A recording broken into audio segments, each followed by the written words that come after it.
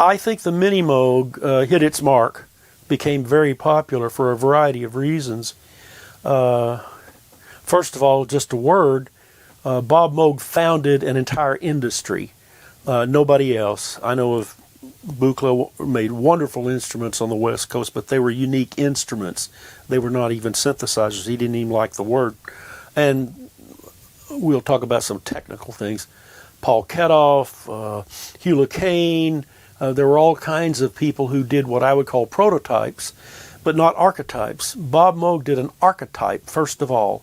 The idea of 1 volt per octave, which is a technical idea. You have a keyboard, equal resistors for each key. That's easy to build. Something called a constant current source, and it would drop a certain voltage, and that would make going up in octaves 1 volt, 2 volts, 3 volts, 4 volts, 5 volts. Well, 1, 2, 3, 4, 5 is wonderful for a keyboard, but that's not how music works. Music works exponentially. Octaves double: 440, 880, 1760, 35, so forth. So you had to have that marvelous little exponential function idea built in to the oscillators so that you could play tuneful music. And pretty much that's what everybody recognized. Yeah, this is where the big market is. It's with keyboards, equal tempered octaves, and tuneful music and so forth. So there was that Bob sort of defined. But of course, anybody that could build a filter and an envelope generator, the only thing that Bob patented was the Moog filter, and even that was infringed. But there became a number of people who provided synthesizers at the time. The real question is, okay, why was the Minimoog so popular? First of all, I think it was just pure the sound. It just had a ballsier, wonderful, especially in the bass, sound. 3 oscillators. You could use one of them for a vibrato type oscillator and only have 2, or you could play all 3 of them. But I think there were some less obtrusive things that accounted for its popularity, and musicians weren't capable of articulating why they liked the Minimoog. But if you look at some of the technical things, for instance, the Minimoog, let's contrast the Minimoog and the ARP Odyssey. The Minimoog has what's known as single triggering. That means if you play the keyboard and you play and connect 2 notes, you don't get a new trigger to start anew this sound, okay? In the ARP, it had multiple triggering, like a machine gun, bang, bang, bang, bang, bang, bang, bang, bang, bang.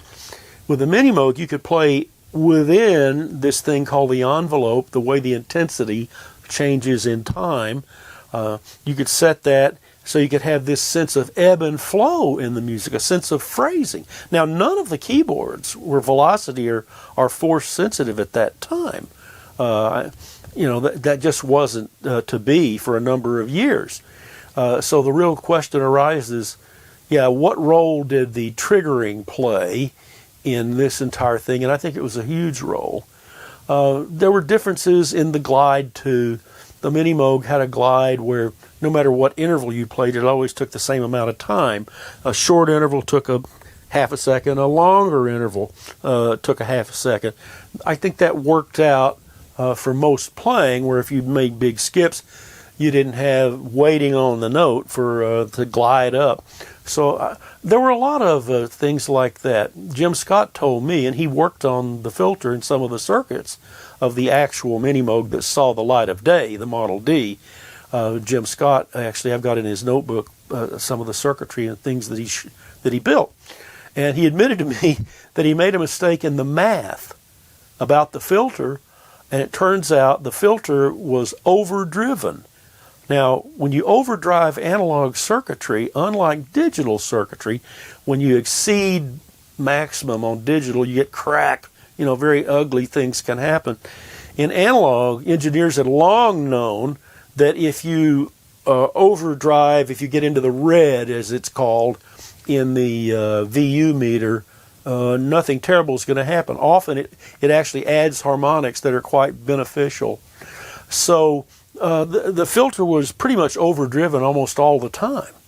And then if you really pushed it from the mixer, you could overdrive it even more. So it had this really vibrant sound with sort of extra added harmonic implications, that most people could just hear. And in the same way that musicians, people think that because musicians sometimes can't articulate ideas that they don't understand them. No, they certainly do. They understand what they hear. For instance, I was at the AES where the argument was going on that, you're going to have to get used to these transistor amps, guitar amps, because these are exact circuit copies of these tube guys that that you used to have, and it's exactly the same, it's totally equivalent. And and I think it was Russ Ham stood up and said, no, if you actually analyze the sound, you get different order harmonics, and these are more pleasing to the ear. And musicians have been telling us this for several years. We should have listened to them. Same kinds of things. Jan Hammer was the master of the Minimoog, in my estimation, the first master. And the other thing that made the Mini quite popular was the pitch bender and the modulation wheel. Pitch bend, what does that mean? Well, a synthesizer should not be thought of as a one-note organ. That's not what it is. We have organs that you could play one note on. It is a monophonic instrument, but it's an instrument. And when monophonic instruments are played, no matter how subtle it may be, in jazz it's obvious. You have fall-offs on trumpet, and Deutsch, all kinds of things like that. The opening of Gershwin's Rhapsody in Blue, where the clarinet does the that's kind of rare for orchestral music. Orchestral music, the things are a little more subtle, but the pitch deviation is there. It's always there with monophonic instruments. So I like to say, and I made a big deal out of it, about the pitch bender and so forth. And later, Scott and I developed a ribbon, which I thought was superior to the wheel, but you could bend the pitch. And as a matter of fact, a performer like Jan Hammer, I know because I knew Jan, we talked, and I would watch him even with binoculars in performances. He played about half the notes on the wheel. And that was, again, that sense of, I don't have to have a new attack every time I change notes. On the multiple triggering kinds of instruments, it would sense whether you change the keyboard note, the pitch note, and automatically tell you, well, let's start over, at 0 with this envelope thing that articulates the sound. So you had this kind of phraseology that you could impart on the Minimoog, and musicians didn't really even have to understand what I'm saying about single triggering and multiple triggering. It didn't matter. They just realized, it seems that I can just make it move more, both in pitch, with this and so forth. And I had friends, of course, and amongst competitors. Matter of fact, Mike Brigida at Berkeley is great friends, and we were competitors at one time. Tom Pigott, a wonderful clinician for ARP, and we were at a trade show in Denver many, many years ago, and he said, he says, I know you really prefer Moog. It's not just that it's your job. I said, and as a matter of fact, I'm a consultant. He said, well, I'm just curious, do you mind explaining what you think, why it's better? I said, yeah. I said, well, you can start with the bill of material. It's about 25-30% more expensive.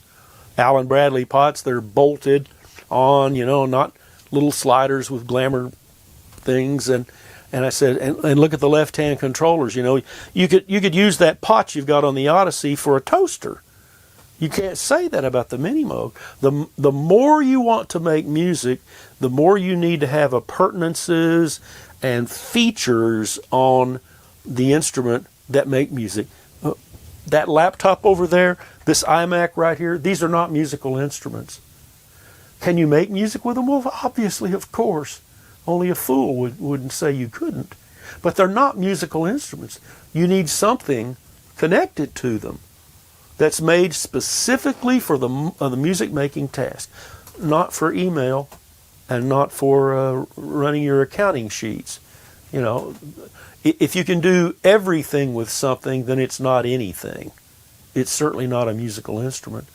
So there were a whole lot of things. The fact that the Minimoog was in a wooden case, you know, it didn't look like a cheap piece of junk. It was walnut at one point. The fact that it had a layout, it's a Gestalt, nice German word, and it was quite by accident, because I've talked to the guys that actually did the layout and everything.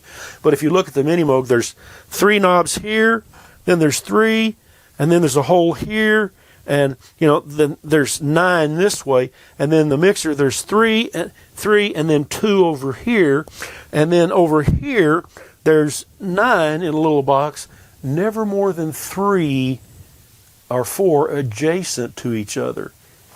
This is a principle of human engineering. If you draw many, many lines on a piece of paper, try to count them. No, you'll find that you have to, you'll move your hand along and block. Oh, there's 4, and that's 4 is 8, and that's 12.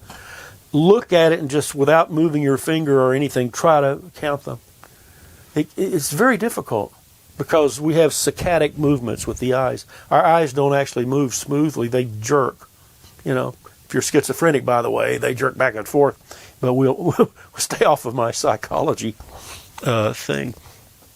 So I would never say that the Moog company had superior marketing. I always felt that ARP did a better job of that than Moog did. And, you know, I tried to counter that. I tried to personally counter that, and I tried to, I scored some pretty good ads. For instance, when ARP started saying, ARP, it's the sound, it's the sound, it's the sound, I actually did an ad that showed a Minimoog almost obscured. You could barely even see what it was. You could see the profile of the case. It was in darkness almost. There was no address for the company. You can imagine how hard that was to get through Norlin, which then was starting to own Moog. I said, no, just trust me on this. You know, and I put at the head, you know what this is down here because you hear it everywhere. And as a matter of fact, I was very proud.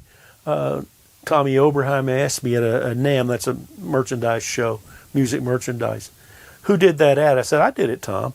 He says, best damn ad I've ever seen come out of Moog. You had to understand the people and their psychology. And this is a problem for most companies that were corporate in structure. They understood demographics. Oh, how many white people, black people, female, of this gender, of that, you know, Lutherans, Catholics, demographics. Everybody knows about that stuff. What they should have understood was psychographics. What kind of a person plays a guitar? Are they different from a person who plays a keyboard? Are they going to buy a synthesizer, this guitar player? Bob Moog and I quipped, we used to laugh, that single-handedly, the both of us, he and I, kept the Moog company out of the guitar synthesizer business. Walter Sear had one. He brought it up to the Moog plant. And I told Bob, I said, Bob, I don't know why you would take a wonderful interface like a guitar that has this liveness to it and try to make it in such a way that it controls an oscillator that goes, eh. Why would you do that?